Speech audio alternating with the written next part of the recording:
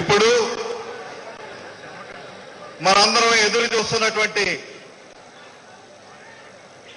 పార్టీకి సంబంధించినటువంటి ఆర్థిక ముసాయిదా తీర్మానాన్ని గౌరవనీయులు పెద్దలు మన YSR Congress party polit bureau సభ్యులు అడ్వైజరు 1999 నుంచి మన దివంగత ముఖ్యమంత్రి డాక్టర్ వైఎస్ రాజశేఖర రెడ్డి గారితో నిరంతరం వారి పథకాలతో వారితో పాటు కలిసి ప్రయాణించినటువంటి అనుభవశాలి ప్రతిజ్ఞావంతులు మేధావి అటువంటి వ్యక్తి ఈ రోజున జగన్మోహన్ రెడ్డి గారితో వచ్చి ఈ పోరాటంలో వారు కూడా భాగస్వాములు అవుతామని వారు వచ్చినందుకు వారి హృదయపూర్వక ఆహ్వానాలు తెలియపరుస్తూ వారు ఈ ఆర్థిక ముసాయిదా తీర్మానాన్ని ప్రవేశపెట్టి ప్రారంభించాల్సిందే కోరుతున్నాం.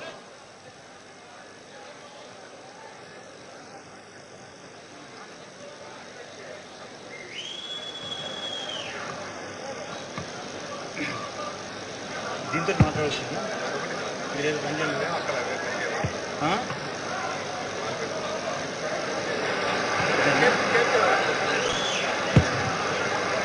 బెటర్గా సరిపోతుంది కదా. ఇంకా హలో పక్కన పెట్టి వైఎస్ఆర్ కాంగ్రెస్ పార్టీ గౌరవాధ్యక్షులు వైఎస్ విజయలక్ష్మి గారికి, సభాధ్యక్షులు వైఎస్ఆర్ కాంగ్రెస్ పార్టీ అధ్యక్షులు యువ ఆశాకిరణం వైఎస్ జగన్మోహన్ రెడ్డి గారికి, వేదికపైన ఆశీనులైన పెద్దలకు, పార్టీ ప్రతినిధులకు మీ అందరికీ నా హృదయపూర్వక అభివాదం. పరిపాలనకు కొత్త భాషను చెప్పి ఆర్థిక శాస్త్రానికి మానవీయ కోణాన్నిచ్చి కోట్ల బతుకుల్లో వెలుగులు నింపి దేశ చరిత్రలోని సరికొత్త సామాజిక విప్లవానికి శ్రీకారం చుట్టిన మహానేత డాక్టర్ వైఎస్ రాజశేఖర రెడ్డి గారి జన్మదినోత్సవం ఆంధ్రప్రదేశ్ రాష్ట్ర చరిత్రలో సరికొత్త అధ్యాయం లిఖించేందుకు సుముహూర్తం సాగుతోంది.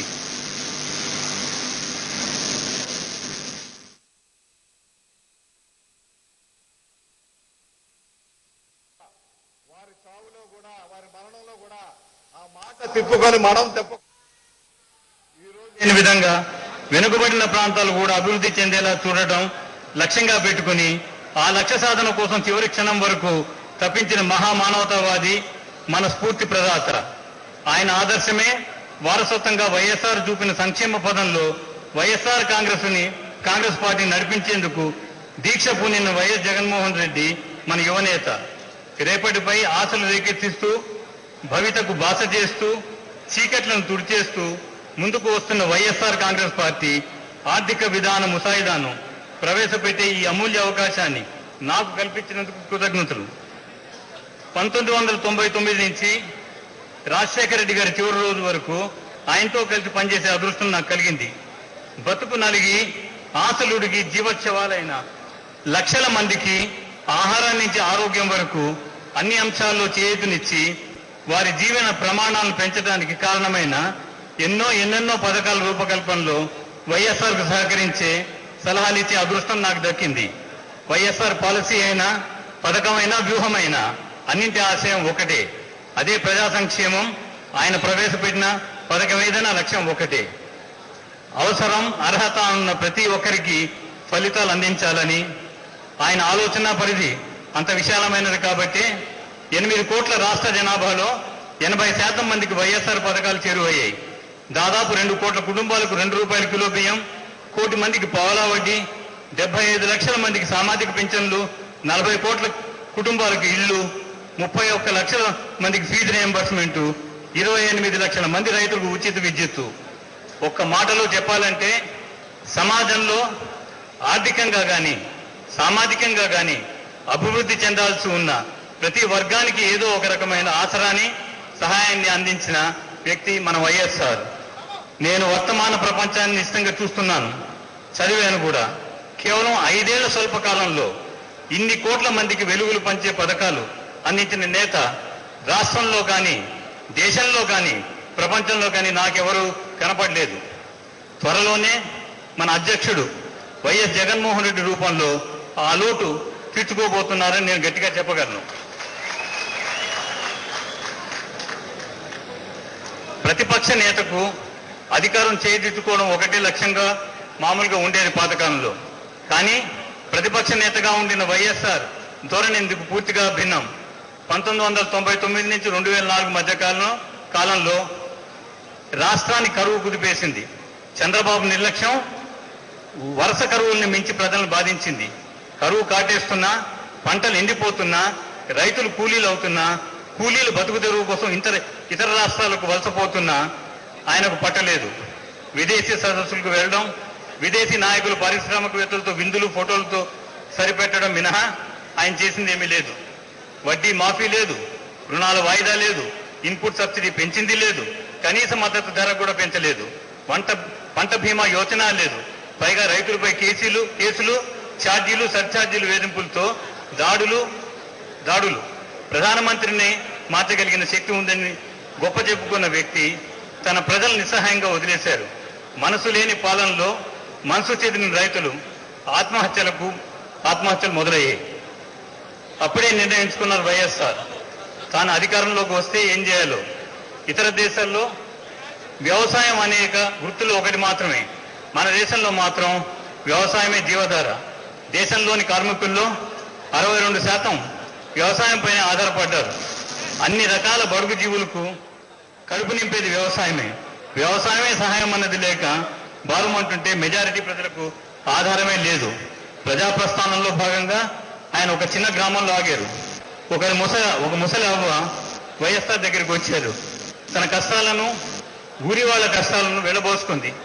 కరువు కోరల్లో గ్రామాలు ఎలా చిక్కుకుందో చెప్పింది. కరువు బియ్యాన్ని తెలుగుదేశం వాళ్ళు ఎలా కైంకర్యం చేశారో తెలియజెప్పింది. పింఛన్ గురించి వైఎస్ఆర్ అడిగితే ఊళ్ళో 10 మంది వృద్ధులంటే 5గురికే పింఛను వస్తోందని చెప్పింది. వారిలో ఎవరైనా చనిపోతే తప్ప కొత్త వాళ్ళకి పింఛన్లు మంజూరు చేయరనే దారుణాన్ని వెల్లడించింది. చూసుకోవడానికి కొడుకులు లేరా అని ఆయన అడిగితే కరువు దెబ్బతో వారే ఏ ఆధారం లేని వారయ్యారని బోరుమంది. వైఎస్ఆర్ వెంటనే తన జేబులో ఉన్న సొమ్ము అంతా తీసి ఆమెకు ఇచ్చేశారు. అప్పుడే ఆ మహానేత తీర్మానించుకున్నారు, తాను అధికారంలోకి వచ్చిన వెంటనే ఒక్క క్షణం కూడా వృధా చేయకుండా పేదల బతుకులకు బాగు కృషి చేయాలని, వ్యవసాయానికి పెద్దపీట వేసి ఆహారంలో, అనారోగ్యంలో, వృద్ధాప్యంలో అండగా నిలిచే పథకాలను ప్రవేశపెట్టాలని, ప్రతి పథకాన్ని అర్హులందరికీ అందించాలని, పెద్దలను కాపాడుకోలేకపోవడం కంటే దురదృష్టకరం సమాజంలో ఇంకేమీ లేదని ఆయన భావించేవారు. వైఎస్ఆర్ అధికారంలోకి వచ్చిన తర్వాత ప్రవేశపెట్టిన పథకాలన్నీ ఆయన ప్రతిపక్ష నేతగా ఉండగా 1999 నుంచి 2004లోనే రూపుదిద్దుకున్నాయి. అర్హత ఉన్న ప్రతి ఒక్కరికి సామాజిక పింఛన్లు ఇవ్వాలని నిర్ణయించింది ఆనాడే. వృద్ధులు, వికలాంగులు, వితంతులు, గ్రామీణ చేతి వృత్తులు వారు ఇలా సమాజంలో బలహీన వర్గాలన్నింటికీ వర్తించేలా పింఛన్ పథకాన్ని విస్తృతం చేశారు. ఆయన అధికారంలోకి వచ్చాక 3 ఏళ్లు గడిచాక అకస్మాత్తుగా ఒకరోజు నన్ను పిలిపించి నాతో ఒక మాట అన్నారు. మనం ఇంత చేస్తున్నా కూడా ప్రజలు సంతోషంగా లేరు, గమనించారా? అది నాకు ఆశ్చర్యం వేసింది.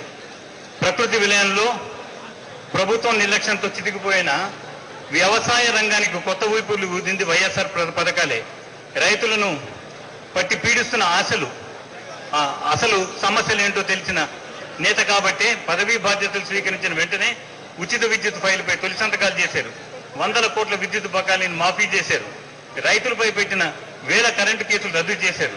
అంతకుముందు ఛార్జీలు వసూలు చేసిన చంద్రబాబు ప్రభుత్వం వ్యవసాయానికి సరఫరా చేసిన విద్యుత్తు 800 కోట్ల యూనిట్లు కాగా, వైఎస్ఆర్ ప్రభుత్వం రైతులకు ఉచితంగా సరఫరా చేసిన విద్యుత్తు ప్రతి సంవత్సరం 1500 కోట్ల యూనిట్లు. కరువు బారిన పడిన రైతులకు 70,000 కోట్ల రూపాయల ప్రయోజనం కల్పించేందుకు కేంద్రం ప్రవేశపెట్టిన రుణమాఫీ పథకం వెనుక ఉన్నది వైఎస్ఆర్ఏ చొరవైన అందరికీ తెలుసును. కేంద్రం 70,000 కోట్ల రుణాలు మాఫీ చేస్తే అందులో రాష్ట్ర రైతులు కలిగిన లాభం 12,000 కోట్ల రూపాయలు. అప్పో చేసి అప్పటికే రుణాలు తీర్చిన బడుగు రైతులకు ప్రయోజనం కల్పించేందుకు తన వంతుగా 5,000 రూపాయల చొప్పున చెల్లించిన ఉదార నేత వైఎస్ఆర్. గ్రామీణ వ్యవసాయ రంగానికి ఇంత చేస్తుంటే రాజశేఖర రెడ్డి గారు ప్రజలు ఇంకా సంతోషంగా లేరంటారు ఏమిటని నేను ఆశ్చర్యపోయాను. మళ్ళీ ఆయనే వివరించారు. రోజు నా దగ్గరికి వచ్చే ప్రజల కష్టాలు వింటుంటే నాకు అర్థమవుతోంది. 90% మంది పేదవాళ్ళు తమ సంపాదనకు మించిన మొత్తంలో రకరకాల రోగాల చికిత్స కోసం ఖర్చు పెడుతున్నారు, అప్పుల పాలవుతున్నారు. అందుకే వాళ్ళ మొహాల్లో సంతోషం లేదని అన్నారు వైఎస్ఆర్ గారు. ఎంతటి వాస్తవిక దృక్పథంతో ఆయన ఆలోచించగలిగారు అన్నది ఆ తర్వాత ఆయన ప్రవేశపెట్టిన రాజీవ్ ఆరోగ్యశ్రీ వల్ల మనకు స్పష్టమవుతోంది.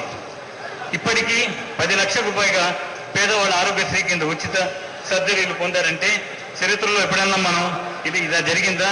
దేశంలో ఎక్కడన్నా ఇలా జరిగినట్టు మనం విన్నామా? మార్కెట్లో కేజీ బియ్యం 20 రూపాయలు పలుకుతున్న నాడు 2 రూపాయల కిలో బియ్యం పథకాన్ని అమలు చేసే ధైర్యం వైఎస్ఆర్ది. లక్షల మందికి ఫీజులు రియంబర్స్మెంట్ అందించారు. పరిమితులు పెంచి మరింత మందికి ఫీజు రియంబర్స్మెంట్ వర్తించేలా చేశారు. నిరుపేదలకు సూపర్ స్పెషాలిటీ వైద్యం అందుబాటులోకి తెచ్చే ఆరోగ్యశ్రీ, స్వయం సహాయ బృందాలకు పింఛన్ సదుపాయం అందించే అభయహస్తం, లక్షల సంఖ్యలో ఎస్సీ ఎస్టీలకు భూముల పంపిణీ, 1 కోటి ఎకరాలకు పైగా భూమికి నీరందించే లక్ష్యంతో 1,00,000 కోట్లకు పైగా అంచనా వ్యయంతో 80 సాగునీటి ప్రాజెక్టులు, 1, 2 ఎన్ని పథకాలు. వీటి కారణంగానే 2004లో కేవలం 136 లక్షల టన్నుల ఆహార ధాన్యాలు రాష్ట్రంలో ఉత్పత్తి అయితే 2009 సంవత్సరంలో 204 లక్షల టన్నులకు పెరిగింది. సుమారు 50% దాటి పెరిగింది. ఇది భారతదేశంలోనే అత్యధిక వృద్ధి రేటు. ఇదే కాక వ్యవసాయానికి 2004-09 సంవత్సరానికి సగటు సాలీనా వృద్ధి రేటు 7% పెరిగింది. ఇదే సమయానికి జాతీయ ఉత్పత్తి రేటు కేవలం 3.2%. ఆయన దూరదృష్టి వ్యవసాయ గ్రామీణ రంగాలకి పరిమితం కాలేదు. వైఎస్ఆర్ ముఖ్యమంత్రి అయిన వెంటనే చంద్రబాబు నాయుడు గారి భక్తులు ఇంకా ఆంధ్రప్రదేశ్ నుంచి అన్ని ఐటీ కంపెనీలు పక్క రాష్ట్రాలకు తరలిపోతాయని పుకారు పుట్టించారు. వాస్తవానికి 2003-04 సంవత్సరానికి మన రాష్ట్ర ఐఎస్టీ ఉత్పత్తులు కేవలం 5,000 కోట్లు ఉంటే 2008-09 సంవత్సరాలకు వచ్చేసరికి అది 32,500 కోట్లు అవ్వడమే కాకుండా భారతదేశం